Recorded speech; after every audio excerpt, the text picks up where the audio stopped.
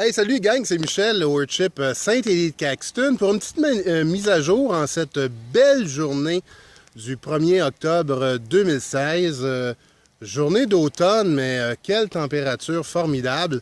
Écoutez, il y a plusieurs personnes qui m'envoyaient des messages. Où t'en es rendu au niveau du Worship? C'était un feu roulant depuis 2-3 semaines avec mon compagnon de travail, Marc, le charpentier. Et on a réussi à fermer le toit, finalement, imperméabiliser le toit, ce dont je suis très fier.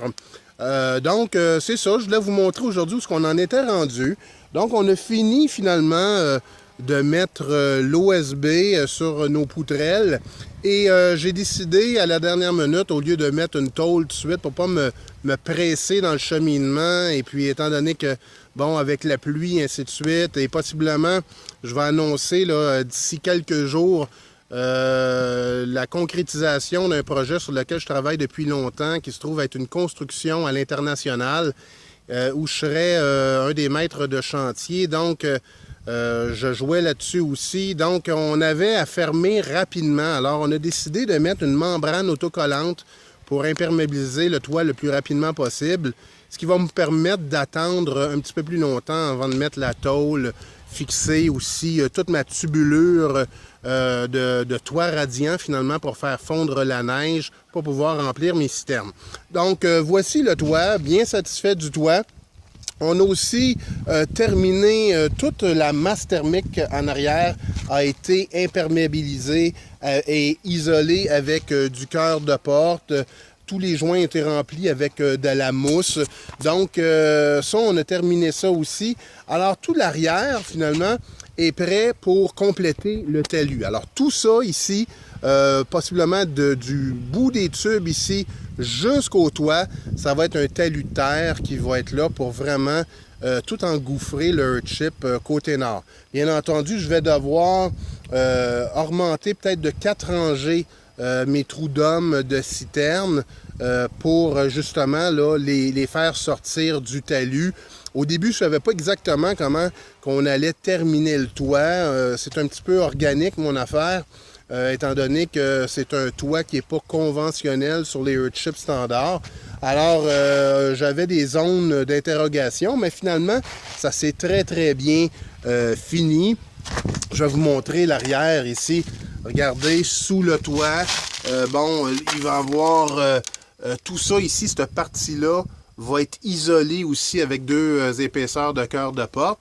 Et finalement, il va y avoir une grande gouttière à la grandeur qui va permettre à l'eau d'être récupérée par ma petite citerne finalement de décantation qui, elle, va se transvider avec les becs de cygne dans les 2 autres citernes de 8200 litres chaque.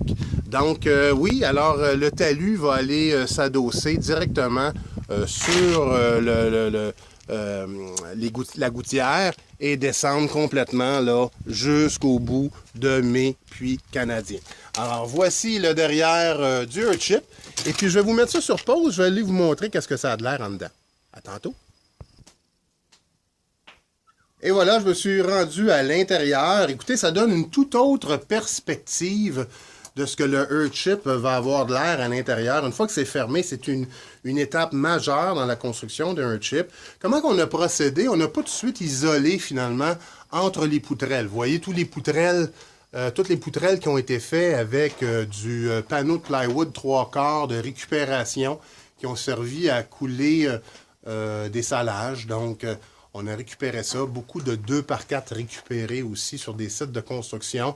Donc, l'ensemble du toit m'a coûté moins de 1000 $ à faire. Si on exclut l'OSB sur le dessus, là, mettons au total là, un 2000-2500. Donc, je suis très satisfait d'avoir réussi à faire ça. Maintenant, ordinairement, quand on ferme un toit comme ça et on veut utiliser la cellulose, comme moi j'ai décidé de faire, je ne savais pas encore si je le faisais en paille ou en cellulose. Et à la dernière minute, j'ai décidé de le faire en cellulose. C'est préférable de mettre comme une pellicule imperméable ou par vapeur sur le dessous et finalement de mettre la cellulose par le dessus avant de fermer le toit. On n'avait pas cette opportunité-là, ni de façon budgétaire, ni au niveau du temps. Donc, comme priorité, on a décidé de vraiment fermer le toit le plus rapidement possible.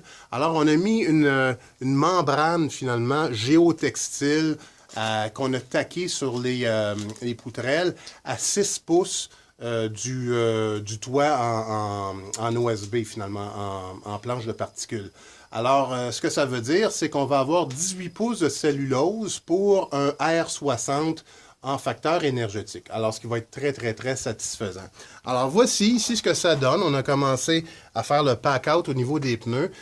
Toutes les poutrelles qu'on a récupérées finalement dans notre grange, la grange qu'on a démolie à Louisville l'année passée, bon, j'ai été réutilisées dans la construction et toutes ces poutrelles-là vont rester apparentes. Donc, on voit tous le travaux finalement des petits vers ou des petites bébites là, qui, il y a 100 ans passés, avaient fait le travail de manger le produit entre l'écorce et l'arbre, ce qui permettait d'enlever l'écorce plus rapidement. Alors, tout ça, ça va être apparent et ça va nous donner vraiment un très, très beau fini rustique, si on peut dire. Donc ici, cuisine, une grande pièce, là, 18 par 18, qui va agir de cuisine, une partie salle de bain. Et bien entendu, pour ceux qui ont suivi la construction, bien ça va être le salon qui va être de 14 par 18. Alors, très satisfait des avancées finalement au niveau du Earthship. Écoutez, il reste quelques petites affaires. Je suis un petit peu pressé par le temps, étant donné que je partirai le 15 octobre à l'international. Donc, je dois fermer en avant, au moins qu'il y ait une structure temporaire. Alors, je dois terminer le muret de pneus. On a très bien avancé il y a 2 semaines.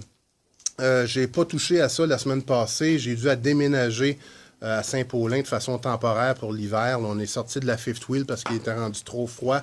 Et je suis déménagé à Saint-Paulin. Et maintenant, bon, on est rendu là, à compléter le muret de pneus pour y fixer finalement la serre temporaire pour vraiment fermer le tout pour l'hiver. Pour que je puisse travailler cet hiver, finir mes slabs, finir ma plomberie, l'électricité, ainsi de suite, isoler le plafond et toutes ces choses-là. Donc, écoutez, pour ceux que ça leur tente, moi, toute la fin de semaine, je suis ici, samedi, dimanche, toute la semaine aussi. Donc, c'est un blitz. Et pour ceux que ça leur tenterait la fin de semaine prochaine de peut-être venir donner un coup de main, je sais qu'il y en a plusieurs là, qui m'envoient des messages. Quand est-ce que tu fais ta prochaine activité Earthship? Bon, mais je ne l'ai pas encore annoncé sur Facebook, mais possiblement que la fin de semaine prochaine, il va y avoir une activité Earthship. Et pour ceux qui veulent venir pendant la semaine, juste à m'envoyer un message là, pour que je sois sûr d'être sur le chantier, puis vous montrer, là, même juste venir faire un tour. Là, vous n'êtes même pas obligé de venir travailler.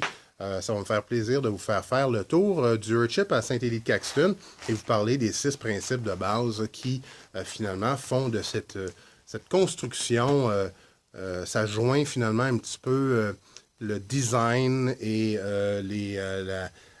les capacités autosuffisantes d'une habitation, finalement.